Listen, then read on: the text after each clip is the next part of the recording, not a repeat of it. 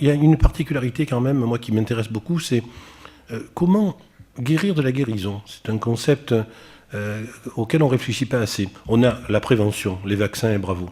On a les soins, on a dit ensemble combien ils étaient bien faits. Mais par contre, récupérer quand soi-même on a été malade pour ne pas continuer à être sous la coupe de la maladie, c'est la question de lorsque vous avez un cancer, par exemple. On vous dit, le cancérologue vous dit, l'oncologue, vous êtes en rémission. C'est terrible. Rémission, ça veut dire tu vas avoir encore quelque chose. Il devrait dire j'accompagne ta guérison. Et éventuellement tu rechutes. Mais vous voyez, c'est dans la sémantique de comment se réapproprier soi, et je pense aussi à toutes les maladies chroniques à l'adolescence. Lorsque l'adolescent veut conquérir sa vie et qu'il est frappé par un diabète, par un accident de circulation qui le laisse invalide, par un rhumatisme chronique, par quelque chose, par une leucémie.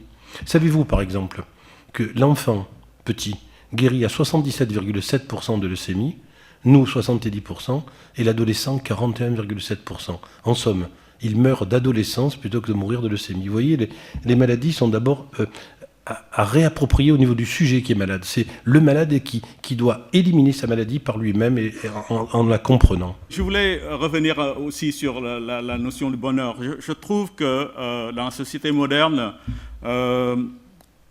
nous basons trop notre bonheur sur des choses extérieures, justement. Vous voyez, la réussite sociale, professionnelle, les amis, la famille, etc. Mais aussi, je pense que c'est ce que Marcel Ruisseau dit ici, il faut vraiment se pencher vers l'intérieur. Je pense que d'abord, il faut acquérir cette plénitude, ce bien-être dont le bouddhisme parle. Et c'est quand on est heureux qu'on peut aider le bonheur des autres. Je pense que si on ne trouve pas, on n'est pas heureux soi-même, on ne peut pas agir justement dans le monde. En écoutant Marcel Ruffo tout à l'heure, je consonnais très profondément à ce qu'il disait, parce que ma sœur, 48 ans, vient de mourir d'un cancer il y a un mois, et j'ai observé en l'accompagnant à quel point les mots de rémission, tout ce petit vocabulaire qu'on emploie sans y penser, en fait, ça ne vous accompagne pas, ça vous alourdit encore la route. Je crois que la question du bonheur, elle rejoint beaucoup la question de l'intériorité. Et parce que je crois qu'on peut oser dire, encore qu'il faille l'expliquer, que le bonheur a quelque chose à voir avec un choix. Je me souviens de ce texte biblique, c'est dans le livre du Deutéronome, c'est Moïse. C'est juste avant que le peuple n'arrive en terre promise, et ils ont beaucoup souffert, et ils ne savent plus où ils en sont. Et eux, ils pensent que justement, on les a fait sortir d'Égypte, mais bon, ça a servi à rien. Tout ça, on nous promettait le bonheur, et voilà que ça fait 40 ans qu'on est dans le malheur. Et à ce moment-là, il y a un dernier discours de Moïse qui parle au nom de Dieu et qui dit, voilà, écoute, la question, elle est en toi. J'ai mis devant toi la vie et la mort, le bonheur et le malheur. Toi, choisis la vie. Choisis la vie pour que tu vives, toi et ta descendance. Et je crois que le bonheur, c'est aussi un choix. On peut avoir les mêmes espérances de vie, on peut être faire la même expérience, mais dans le fond, choisir la vie, ça ne veut pas dire qu'il n'y a pas de malheur dans la vie, je suis bien placé pour le dire. Ça ne veut pas dire qu'il n'y a pas d'épreuves, ça ne veut pas dire qu'il n'y a pas de moments difficiles. Mais à chaque fois, on peut, lentement, en prenant le temps et sans forcer les choses, mais on peut essayer de choisir la vie. Et pour moi, c'est ça le bonheur. Comment donner un sens à sa vie ? Quels sont les critères qui doivent être prioritaires ? Et selon vous, que signifie l'expression « réussir sa vie » ? Bon, la vie ne vaut rien, mais rien ne vaut la vie, dit-on. Mais j'aurais tendance à dire, un peu comme le professeur Rosenbaum, la vie est une maladie sexuellement transmissible et constamment mortelle. Et en même temps, on a le sentiment, à l'heure actuelle, qu'il y a ce vieux mythe de l'immortalité qui revient, que vivre un nombre d'années tout à fait extraordinaire est considéré comme bienfaisant. Moi, j'en suis pas sûr. Je suis pas sûr que ce soit vraiment la quantité d'années, mais c'est plutôt la qualité d'années qui fait le bonheur.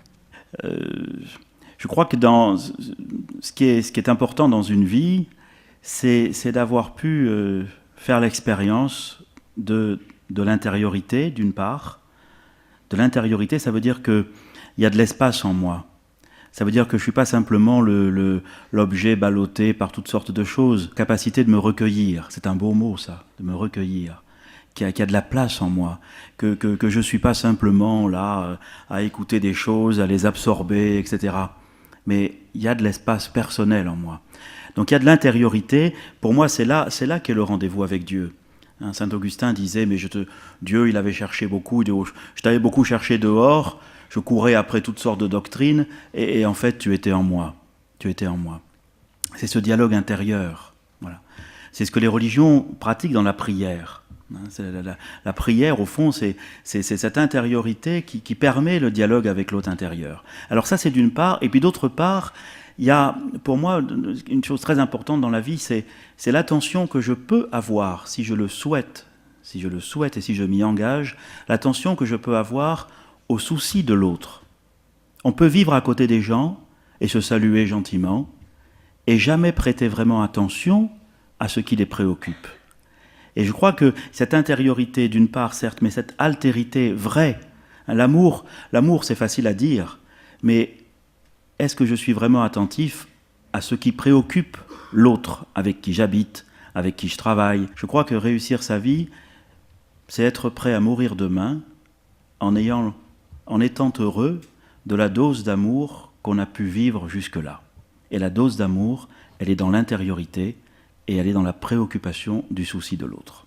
Quand j'ai commencé psychiatrie, par exemple, il y a très longtemps,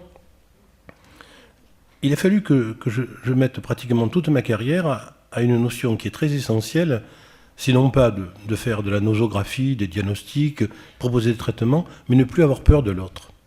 Ce qui est extrêmement compliqué quand l'autre est très différent de soi. Compliqué aussi quand l'autre te ressemble. Quand tu vois quelqu'un qui te ressemble en face de toi, c'est aussi compliqué que quelqu'un qui ne te ressemble pas. Mais la notion de la maladie mentale, la maladie psychique, les enfants autistes, les jeunes filles anorexiques, etc., je crois que ce qui compte dans la vie, et ce qui compte dans la vie, c'est réussir à tolérer l'autre avec ses différences, ses aspérités, et ce qu'on ne comprend pas chez lui. Et je crois vraiment que si je devais donner un conseil, et je le donne aux gens qui vont s'engager dans ce beau métier qu'est la psychiatrie, que je voudrais bien recommencer maintenant, en sachant ce que je sais, recommencer à zéro. Je crois que comme ça, je réussirais mieux, quoi.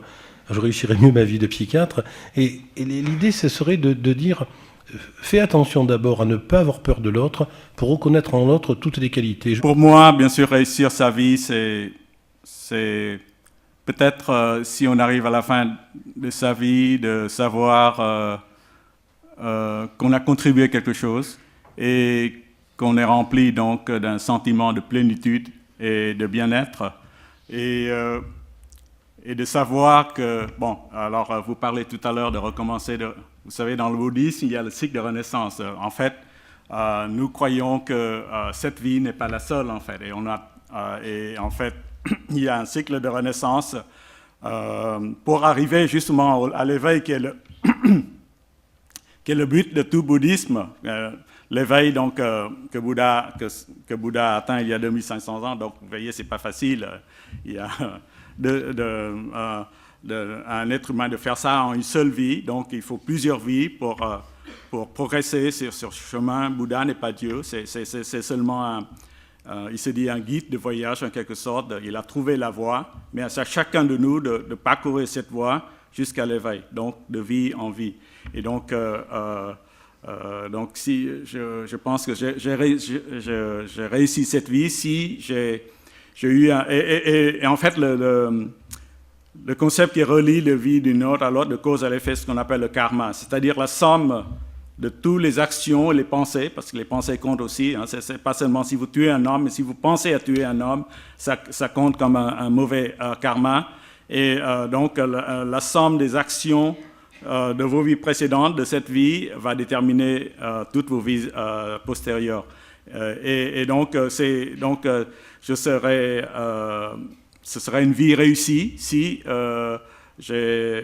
dans cette vie, ce sera un karma positif. Vous voyez? Donc, si je ne renaîtrais pas sous la forme d'un insecte ou d'un animal, mais quelqu'un qui est encore plus sage, qui a progressé plus vite dans la voie de la sagesse pour progresser finalement jusqu'à l'éveil. Je m'appelle Florian Rodriguez, j'ai 18 ans et donc j'ai sûrement beaucoup moins d'expérience de vie que que la plupart d'entre vous.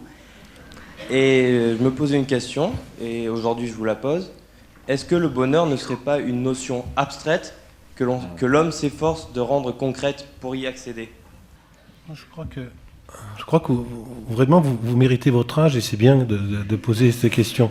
Et vous êtes en plein dans ce moment merveilleux de la vie où, d'abord, lorsqu'on parle des conduites à risque chez l'adolescent ou l'adulte jeune, on ferait mieux de parler du doute naturel qui les habite et qui les pousse à vouloir changer ou en tout cas à se positionner de manière moins dangereuse. C'est-à-dire que, vous savez, quand on a votre bel âge, la vraie question c'est comment puis-je me plaire pour plaire? C'est pas plaire, c'est comment moi je peux être satisfait de moi et est-ce qu'il ne faut pas que je ne montre pas trop mes difficultés, mes limites. On a tous ce qu'on appelait avant des complexes, vieux termes repris bien sûr par la psychanalyse, mais le côté de l'image de soi par rapport à l'image donnée aux autres. Mais je crois que on n'est pas dupe et les adolescents nous montrent bien ça au début de leur adolescence. Vous savez que les parents, de manière étrange, ne vieillissent pas de l'entrée à la section des petites maternelles jusqu'au CM2. Il n'y a pas de changement. Brutalement, les parents prennent un terrible coup de vieux lorsque les enfants entrent au collège. Ne viens plus me chercher à la sortie, je veux pas que mes copines te voient. C'est le drame du temps qui est passé. Et donc, on dirait que dans le monde, par rapport à votre question, je comprends, et je la trouve absolument magnifique, il y a des temporalités qui ne sont pas adéquates. On n'a pas le même temps vécu au long de notre vie. Regardez par exemple la durée des vacances quand vous étiez enfant par rapport à l'âge qui avance où les vacances sont de plus en plus courtes. Ce qui est curieux.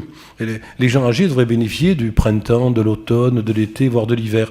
Et ils ont de moins en moins de capacité à fixer le temps. Alors que les vacances interminables, vous savez, moi je prône souvent une notion qui est un peu particulière dans les collèges de faire des salles d'ennui, où les adolescents aillent s'ennuyer, quoi. Pas tous les outils de communication qui sont très intéressants, mais aussi de temps en temps à les penser.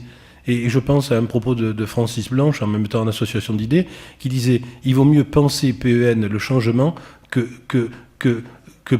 penser, que changer de pensement. » Et on est là dans un système très très intéressant où finalement je crois que votre mission est plus haute que celle que vous croyez. Vous devez changer le monde. Et c'est vrai qu'à 18 ans, c'est plus compliqué que ceux qui ont déjà effectué leur bout de chemin, leur karma. Alors moi j'espère que en vous écoutant, j'espère que c'est bien parce que je marche avec cette histoire.